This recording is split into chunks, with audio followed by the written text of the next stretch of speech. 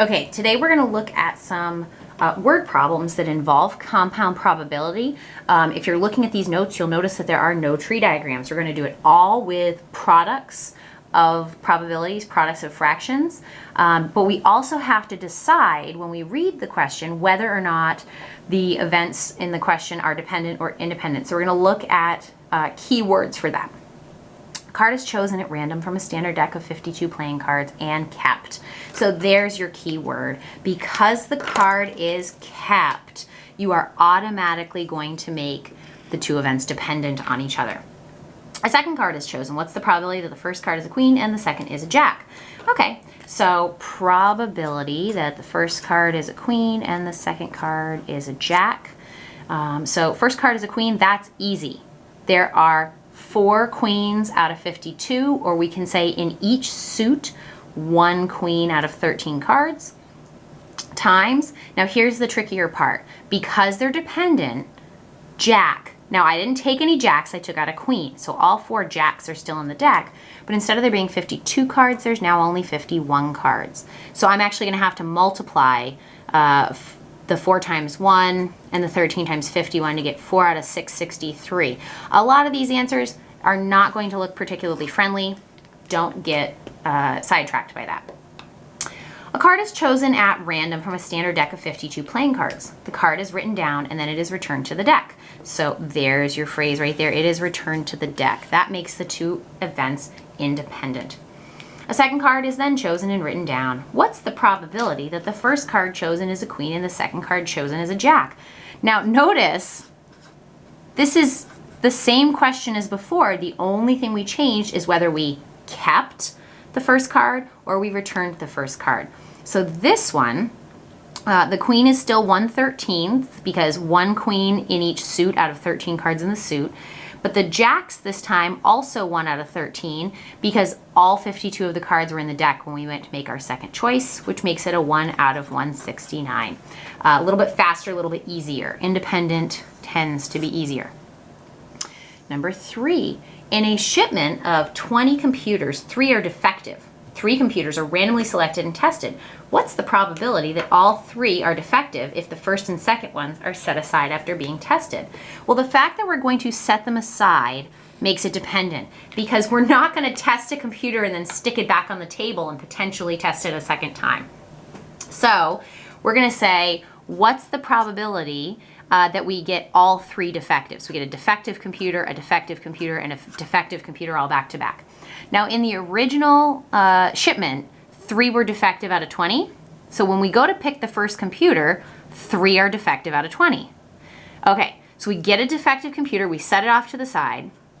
There's still 2 defective computers, but only 19 on the table. We get a defective computer, we set it off to the side. There is still 1 defective computer and there's still 18 on the table. Notice how the denominators are changing because it was dependent, because we're taking them out of the mix. There is some simplifying we can do on this one. The 3 and the 18 can simplify, the 2 and the 20, and that leaves us with all 1s in the numerator. So 1 times 1 times 1, and on the bottom 10 times 19 times 6, 1140. All right. 3 students each choose at random from a deck of 52 cards. They are instructed to put the card in their pocket. All right, so when they put the card in their pocket, that's how we know they are dependent again. What's the probability of all 3 choosing aces? Well, it's not going to be a terribly high probability because each kid has a lower chance of getting an ace than the kid before them. So we want to know what's the probability of getting 3 aces in a row. First kid, not that hard. There's 1 ace in every suit of 13 cards. Second kid, there's still 3 aces left in the deck, but there's only 51 cards left.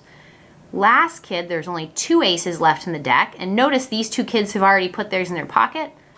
50 cards left. I can do some simplifying again. The 3 and the 51, the 2 and the 50, and when we do that, we've got all 1s in the numerator. That's how we know we're kind of done simplifying. Very, very small chance of all 3 kids getting aces back to back to back. And that makes sense that each time you still have so many cards left in the deck and fewer aces. All right, 3 students each choose at random from a deck of 52 cards, one after the other. They show the audience their card and replace it. What's the probability of all 3 choosing aces? Well, when they replace the card, they make each student coming after them independent, because each kid who goes up has 52 cards back in the deck. So we want to know what's the probability that the kids get 3 aces. Notice, looks just like the one above, but the wording changes everything. This one, they put their card in their pocket, making the second kid dependent on the first. This one, they wave their card around, stick it back in the deck, replacing it, making each kid independent. So each kid has a 1 out of 13, 1 out of 13, 1 out of 13, because 1 ace out of every 13 cards. If you want to put 4 over 52 times 4 over 52 times 4 over 52, you're just going to have a bunch more simplifying than I do. But you will come down to the exact same answer, 1 out of 2,197. All right. Question 6. And again, we're doing the same thing. Each time we've got to figure out if they're dependent or independent before we can start doing anything with the probabilities.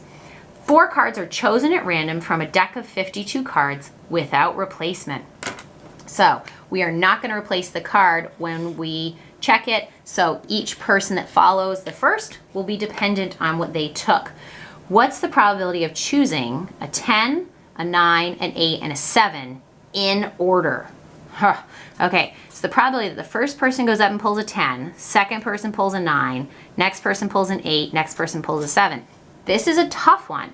That first person, no big deal. 1 out of 13. There's 1 10 in every suit that has 13 cards. Now, how many 9s are left in the deck? There's still 4 9s left in the deck, but only 51 cards. How about 8s? Well, there's still 4 8s in the deck because the first 2 people took a 10 and a 9. So 4 8s, but only 50 cards left in the deck. And last, there's still 4 7s, but only 49 cards left in the deck. If you wanted, you could have this as 4 out of 52, and you'd be able to see the pattern. All 4 of the 10s for the first person, all 4 of the 9s, all 4 of the 8s, all 4 of the 7s, and just the denominator decreasing as we take out a card. So we want to use lowest terms because it means less simplifying. And there's actually very little simplifying we can do on this one. That's it. So lowest terms, there's, we've got all odd numbers in the denominator. Can't do anything with the evens. So 1 times 4 times 2 times 4 is 32. And then in the denominator, 13 times 51 times 25 times 49. Very, very small chance of that happening. So if you've ever heard of anybody ever playing poker, it's very hard to get runs of numbers, but it's even harder to get them in order where the first person gets a 10, second person gets a 9, as opposed to just happening to have a 10, a 9, an 8, and a 7 in your hand. All right, next question. Question 7. 4 cards are chosen at random from a deck of 52 with replacement. All right, if we are going to have replacement, that makes them independent.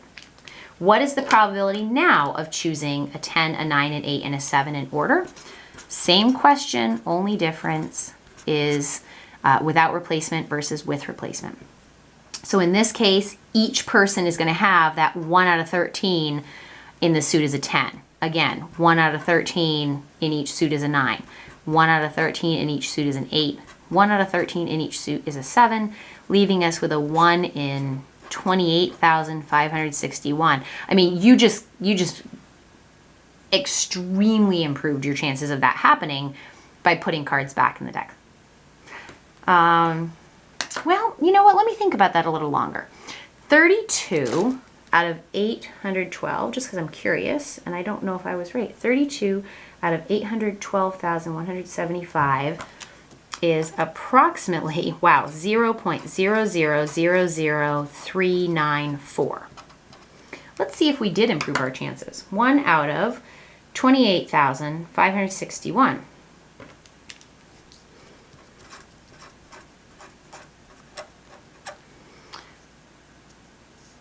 We actually didn't. Our chances went down slightly. The reason for that would be that there are more cards in the deck. The first time I didn't pull out any of the 9s and there were fewer cards in the deck. So you actually didn't change it by much. It actually slightly got better. All right, let's see, 8. School lunch found that 9 out of 10 students like pizza. If 3 students are chosen at random, what's the probability that all 3 like pizza? Now this is independent because the opinion of one kid should not impact the opinion of the next kid as to whether or not they like pizza, unless this is like a popularity thing. So the probability that the first kid likes pizza, second kid likes pizza, and the third kid likes pizza. All right, so 9 out of 10 kids like pizza. So that's going to be 9 out of 10 for the first kid, 9 out of 10 for the second kid, 9 out of 10 for the third kid. Not really a replacement sort of thing. I can't be like, oh, I like pizza, and then now all of a sudden you can't like pizza. Doesn't work that way. So if we multiply those, 729 over 1,000. Pretty high. It's about a 73% probability. A school survey found that 9 out of 10 students like pizza. If 4 students are chosen at random, what's the probability that all 4 students dislike pizza? All right, so again, this is independent because one kid's like or dislike does not change the other kid's like or dislike. So the probability that all of the kids dislike pizza, I would expect that to be pretty low. Only 1 in 10 dislike it if 9 and 10 like it. So 1 out of 10, 1 out of 10, 1 out of 10 for each makes it a 1 in 10,000 chance that you happen to pick 4 kids who dislike pizza in that school. All right, last one of this type. A jar contains 3 red, 5 green, 2 blue, and 6 yellow marbles. A marble is chosen at random from the jar after replacing it. So that's, again, we're going to replace it so they're independent. A second marble is chosen. What's the probability of choosing a green and then a yellow? So probability of choosing a green and then a yellow. So if I look at the list again, green is 5 out of. Well, they didn't tell us out of. So I would have to add the 3, the 5, the 2, and the 6 together to get that it's 5 out of 16. Now if I pull out a green, all 6 yellow marbles are still in there. And if I replace it, all 16 marbles are still in the jar. So I could do just a little bit of simplifying, the 6 and the 16. And then I could say that is a 15 out of 128. You'll just notice at the bottom we reiterated definitions. The probability of 2 or more independent events occurring in sequence can be found by computing the probability of each separately and multiplying the results together. But if they are dependent, the first one impacts the outcome of the second, and so the probability is somehow changed.